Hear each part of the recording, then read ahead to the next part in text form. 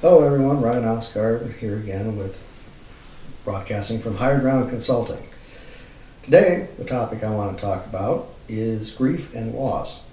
Now, why grief and loss? Well, there isn't a day that doesn't go by where I don't hear about somebody going through a grieving process. Why? Because it's part of the human condition. We all experience it many times throughout life. And one thing that I hear a lot about with people, from clients, from people that I know, friends, family, is, they all talk about different ways to grieve. And they talk about what's healthy or unhealthy. And a lot of times they're going to get feedback, and you might have gotten feedback yourself, that, you need to get, back into it, you need to get over it. Or it's taking too long to grieve. Or sometimes it's you're not taking long enough to grieve.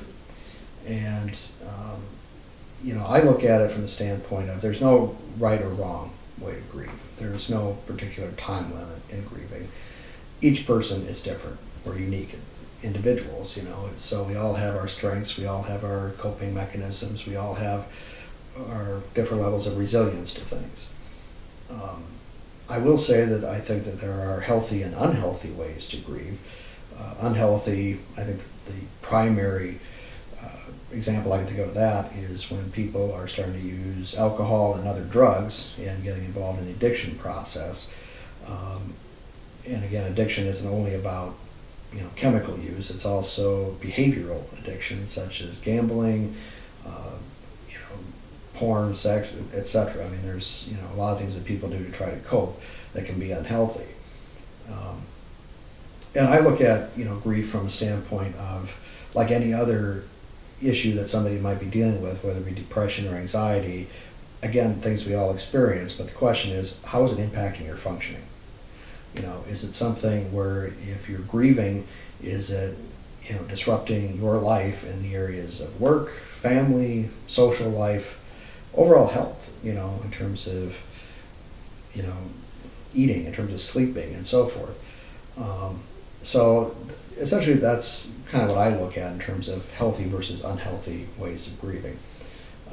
And that's not to say that, if somebody is going through the grief process and functioning pretty well, it can also be helpful to come and talk to somebody and process those emotions out. I mean, I think that's what we do, actually. Most people during the grief process, the two things that they do: one, they talk to other people, they talk to friends, and they talk to family, and they process that out. The other thing that people tend to do is eat. If people are grieving, they eat. If you go to a funeral, what do you have? You have the funeral food, essentially. I mean, that's, I've heard people talk about the funeral sandwiches, the little ham sandwiches and, the turkey sandwiches that always seem to taste really good, even though it's a sad event that you go to. But, that tends to be what I come across. Well, let me say this.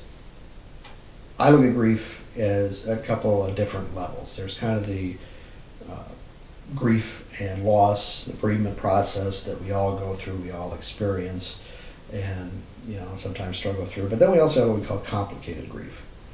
Complicated grief is on a different level because, as the name suggests, there are other factors that are impacting what's happening in the grief process. It's either exacerbating the grief process, it's preventing a person from grieving, and therefore causing more difficulty. So some examples of complicated grief would be somebody who does have addiction on top of the grief and loss that they have experienced. Certainly trauma can be, and PTSD can also go with grief.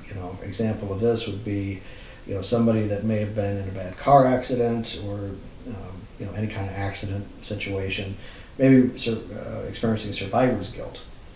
And in that situation, okay, now we have the trauma that we need to process on top of the grief of losing somebody and trying to figure that situation out. And sometimes it can be a grief that, well, another example that just came to me is a parent who loses a son or daughter to suicide. And I've encountered that a few times before, and that is an extraordinarily complicated issue because, certainly you're going to carry that with you your whole life. And it comes down to having to work through all of those issues and get into the grieving process to be able to move forward. And that's one of the big takeaways here too, is that it's not about getting over something. It's about learning how to move forward and live in a healthy way that, again, you're not forgetting anything. You're not going to forget the loved one. You're not going to forget the event that happened. But how do you live with it? And that's what I hope to be able to help people with if they're experiencing those things. So if you are out there, you're watching this, you know somebody, and you know that they're struggling with a grief loss issue, could use some help, or even if you're somebody out there or know somebody out there that, you know, has been struggling with something, getting by pretty well, but think it might be good to talk to somebody or come in, give them my number, show them this clip, show them my website, highergroundconsultant.com, and I'd be happy to try to help with that situation, or point them in a direction that will be helpful. So thanks for watching today, appreciate it, and we'll see you next time around. Have a good one.